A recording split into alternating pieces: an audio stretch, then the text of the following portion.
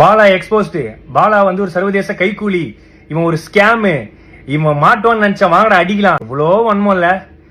சரி ஓகே, நானும் வந்து இந்த இந்த 2 நாளா சரி ஓகே இது இப்போ முடியும் அப்போ முடியும்னு பார்த்துட்டு இருந்தேன். ஒரே ஒரு படம் பண்ணேன். அந்த படத்துக்கு அப்புறம் இவ்வளோ வந்து ஏதாவது ஒன்று பண்ணுவாங்கன்னு எனக்கு சத்தியமா தெரியாது. இந்த ஆம்புலன்ஸ் வந்து ஒரு நம்பர் பிளேட், ஒரு டி பிரச்சனை, சின்ன டி, அந்த டி பிரச்சனையை வச்சுக்கிட்டு எவ்வளோ பண்றாங்க.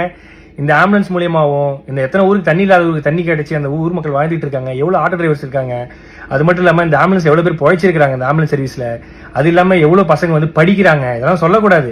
அதெல்லாம் யாரும் நம்ம வந்து நல்ல பண்ற விஷயங்களை, பாசிட்டிவான விஷயங்கள் எதுவுமே போடுறது இல்ல. ஏதோ ஒரு சின்ன டி ஸ்டிக்கர் பிரச்சனை, அதை வச்சுக்கினியும் எக்ஸ்போஸ்டு முகத்திரை கிழிஞ்சது, அதுலயும் ஒருத்தர் போட்டிருக்காரு சர்வதேச கைக்கூலியா. ஐயா நான் தினக்கூலி, அது கூட பரவாயில்ல. இந்த ஹாஸ்பிட்டல் வந்து இவன் கட்டுறான், எப்படி இவனுக்கு உள்ள காசு?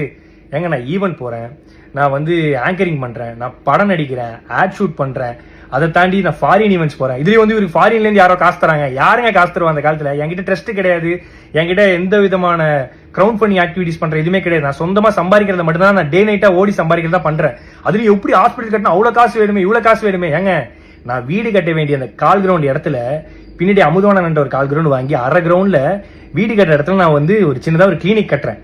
அதுக்கு வந்து சொல்றாங்க எப்படி வந்து இவருக்கு இவ்வளவு காசு கிடைக்குது?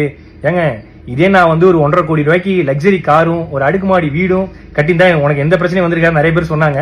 பட் அந்த அடுக்குமாடி வீடுக்கு பதிலா அந்த ஹாஸ்பிட்டலும் இந்த லக்ஸரி காருக்கு பதிலாக ஆம்புலன்ஸ் வாங்கணும்னு நினைச்ச ஒரு விஷயத்தினால இவ்வளோ பிரச்சனை வருது. இப்போ கூட நான் வந்து எதுக்கு இந்த வீடியோ போறேன்னா, சரி ஓகே நேற்று இது முடிஞ்சிடும் நினைச்சேன். பட் இல்ல, இது வந்து முடிகிற மாதிரியே இல்ல. ஸோ அதனாலதான் வந்து ஏன்னா நம்மளுடைய பேரை வந்து மக்கள் கிட்ட கலங்கடிக்கணுங்கிற ஒரு விஷயத்துக்காக இவ்வளவு விஷயங்கள் நடந்துட்டு இருக்கு. பரவாயில்ல.